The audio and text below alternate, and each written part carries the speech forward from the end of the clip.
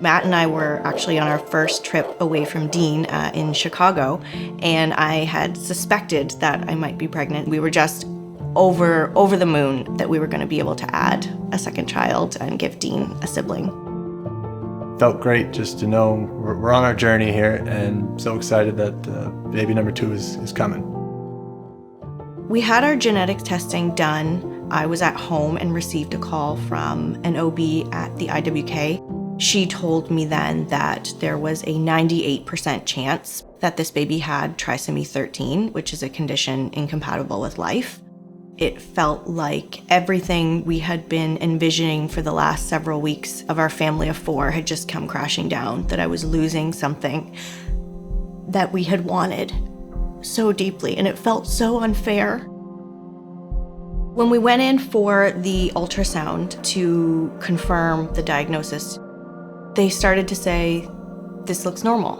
He's looking perfect right now. He's looking healthy." That was, it was the best news I've ever heard in my life. It was just this swing from grief to just utter joy. I was having some follow-up blood work, and it actually came up that I was positive for some autoimmune antibodies. These antibodies being present could mean the risk of a baby developing something called heart block. We found out that Hugh had a heart block at 22 weeks, and when he gets here, he will need a pacemaker. It was one of the worst days of my life, was hearing that our baby had 3rd-degree heart block and was now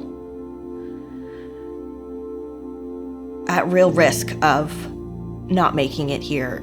It brought out the full strength of the IWK.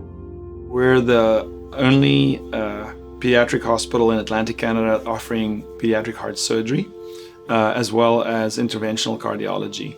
A 3rd-degree heart block in a newborn baby, we call that a congenital 3rd-degree heart block, is very rare. It's not unheard of. We see one a year or every 2nd year through the Maritimes.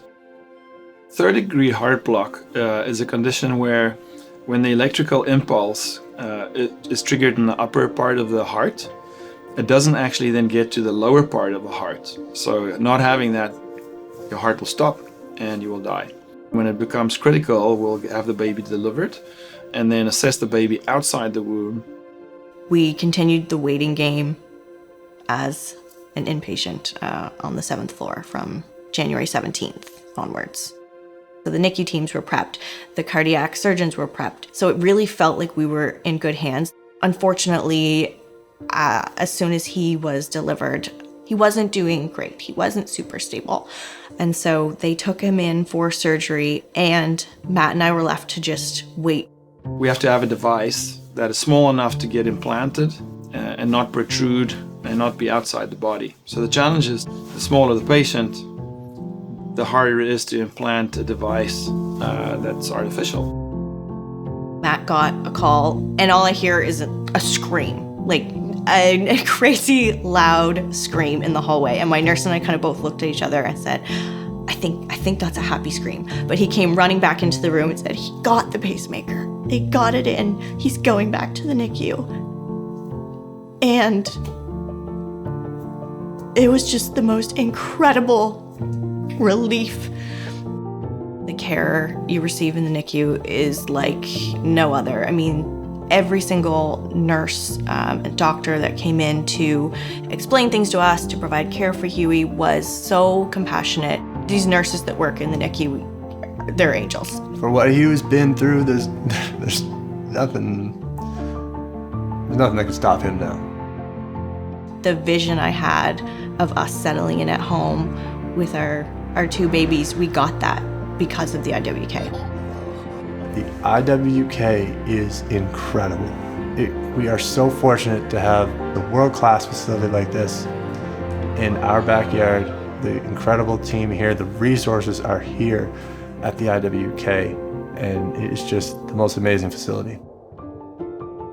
Hugh would not be here today if it wasn't for the IWK. So how could we not give? How could we not give back to this team that got our boy here?